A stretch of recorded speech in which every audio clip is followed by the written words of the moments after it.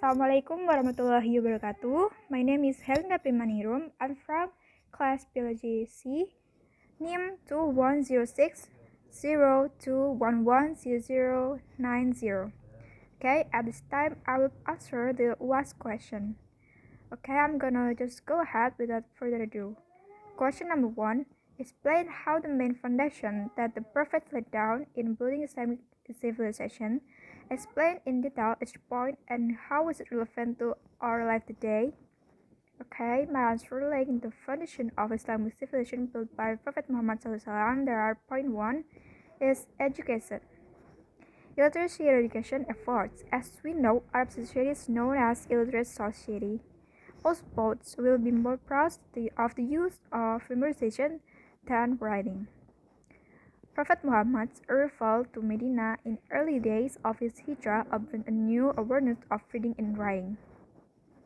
The Prophet was then interested and ordered 10 of his companions to learn and teach it to other people in Medina. 2. Sociocultural abolition of slavery. It is no coincidence that Islam, in some of the punishment imposed on the Mukallaf, required the release of slaves. The promotion of slaves is also seen when Bilal recites the call to prayer is an honorable position. Muhammad preferring the position to be filled by a former slave as a symbol of equality. Point 3. Economy. Elimination of riba and zakat. As we have seen, the majority of Arab people have a livelihood as traders. The Prophet was one of the figures who had entered and was in the midst of the community.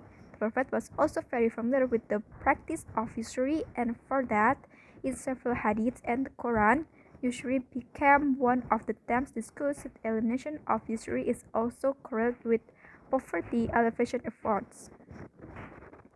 In addition to the abolition of usury, Islam is also very concerned about monopolistic practice that only benefits certain parties. To overcome this, and so that assets do not revolve on one side, zakat obligations are imposed, which consists of zakat mal and zakat fitrah. Question number 2. Explain what change the Prophet made in building the city of Medina. How is it relevant to our life today? My answer at first, there is a change from a relatively homogeneous society to a truly heterogeneous or pluralist society.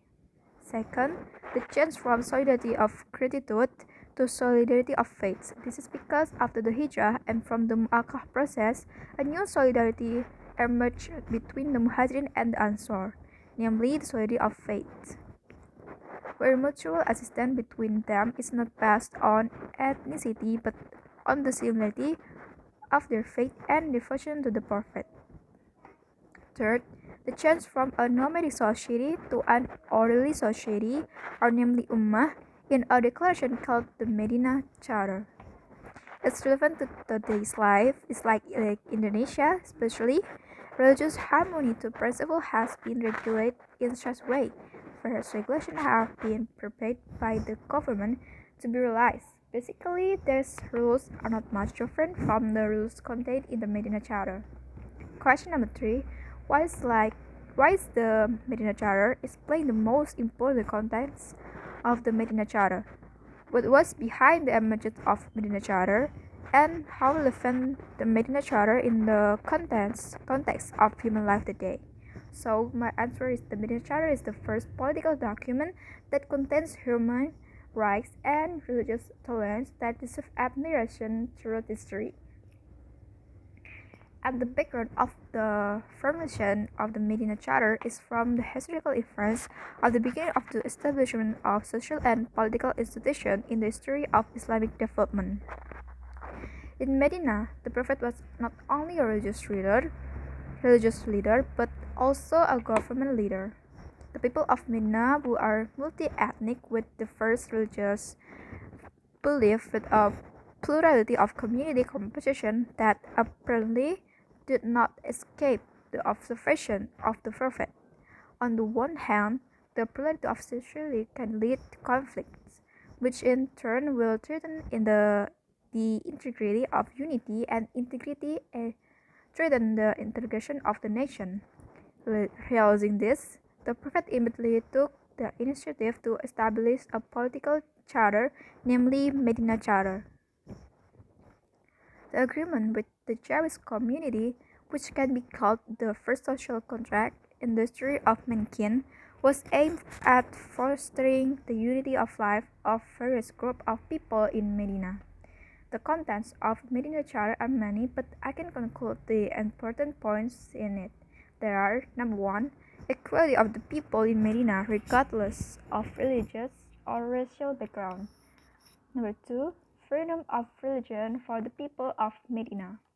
Number three, peace, where every citizen are obligated to create national security and oppose wrongdoers who do damage.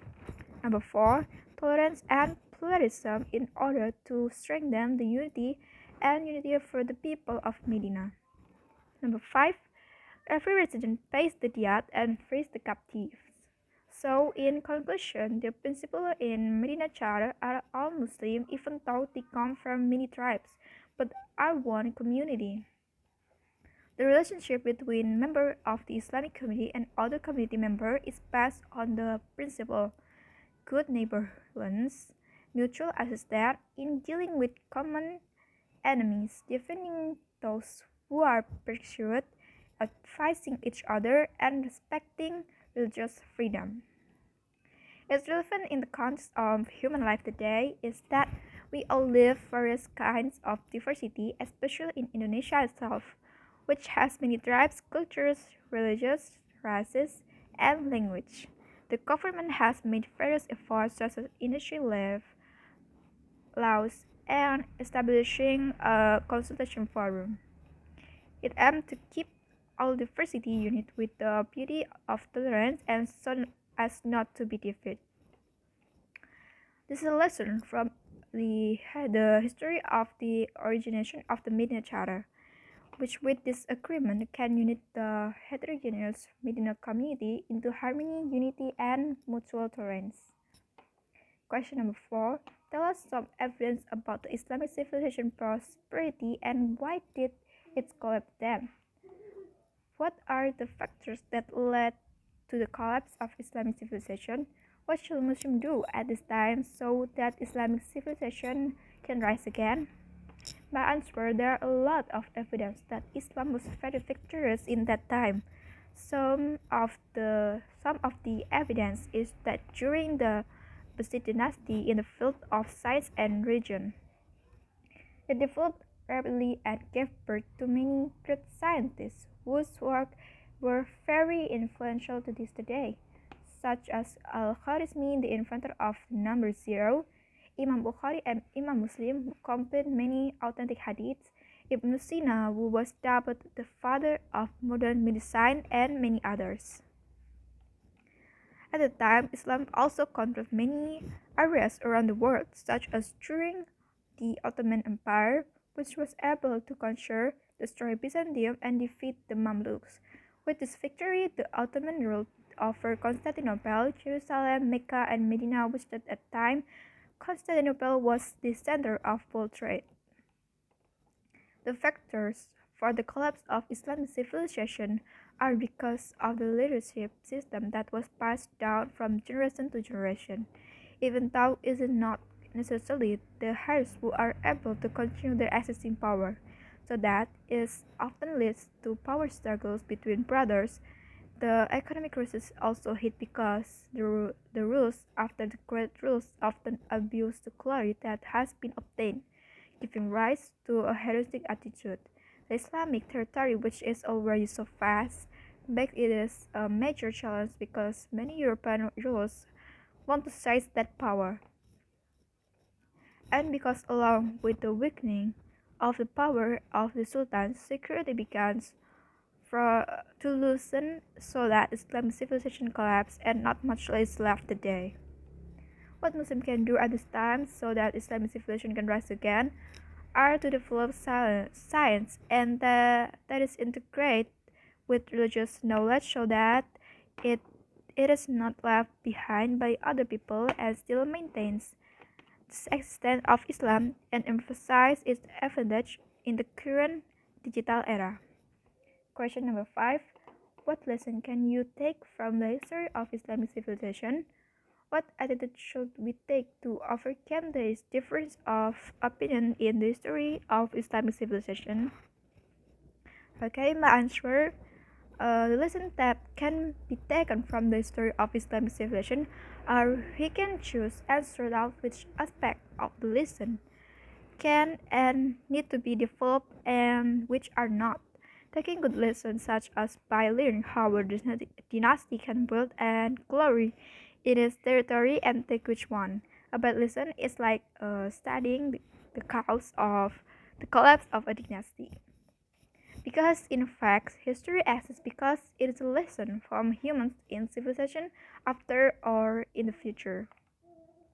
The attitude can that we mistake in dealing with difference of opinion in the history of Islamic civilization is to accept this difference of opinion with maturity in thinking and wisely in seeing the various opinions of scholars. We must be able to deal with difference of opinion with wisdom by inviting people who have different opinions with us for dialogue and discussion and not insulting each other. Okay, there is my answer of was question. Thank you. Wassalamualaikum warahmatullahi wabarakatuh.